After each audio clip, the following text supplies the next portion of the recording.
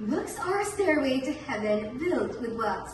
On that journey, I came across a book with a title so bizarre, it stopped me. The Book Thief, a strange title at first, but a story that changed me. I am Seeba Balu from SMK Tuning, KEB at 5025, and this book is why I am here today.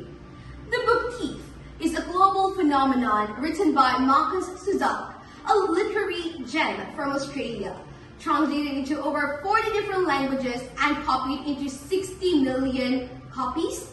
It has spent more decades on New York Times bestseller list and earned a place in Time magazine's 100 best young adult books of all time. What drew me first, it was its title, A Thief of Books. We borrow, buy, or even give books. But why would one steal them? That caught my curiosity.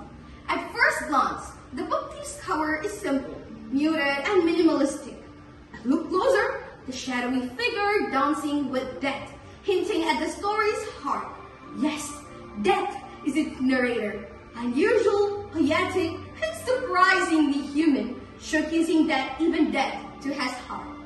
Before we dive in, let me introduce you to the key characters. Lisa Luminger, a brave and young protagonist. Hans and Rosa Huberman, Liesel's foster parents. Max Vandenberg, a Jewish man hidden in their basement.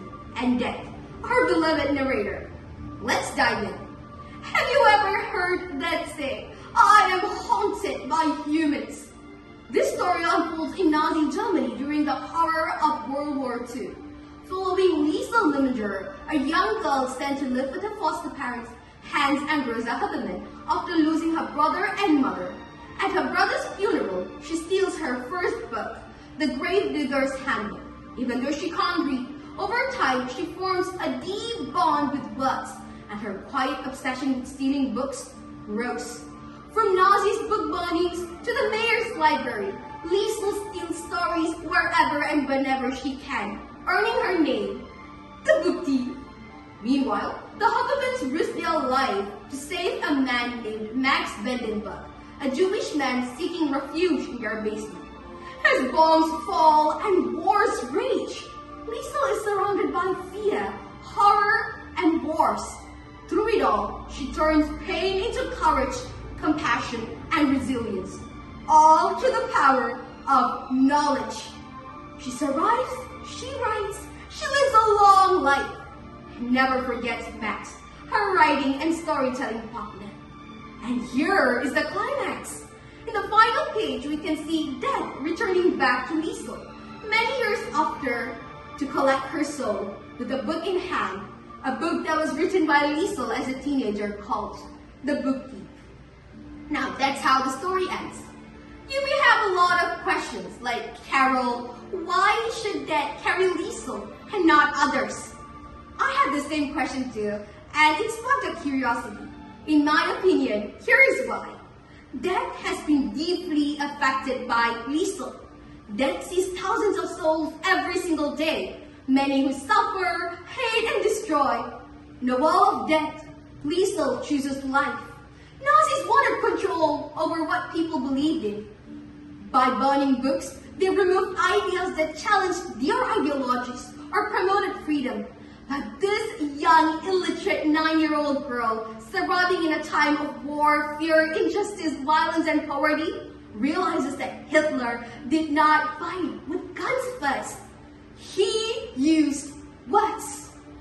She understands that words can kill, but that means they can also bring life. So she turned to books, she began to read, and in doing so, she discovered the power of knowledge. Liesel doesn't steal out of greed. She hungers for knowledge. She steals for growth, healing, hope, and truth. The books she steals helped her survive the war, understand the world, and leave behind a story even Death could not forget. Even Death, who sees the worst of humanity, is moved by these moments. Because sometimes the softest voices echoes the loudest. Now, what makes this 592 pages of novel a soul-stirring experience? of death. Yet in this story, death is the one who speaks of us.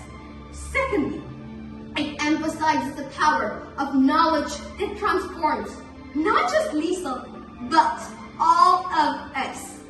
So, will I recommend this book to you? Absolutely. Not because it's an easy read, but because it's one you will never forget. Let me leave you with Liesel's own reflection. She was the book thief without the words until she found them. And now they live in you too. Thank you.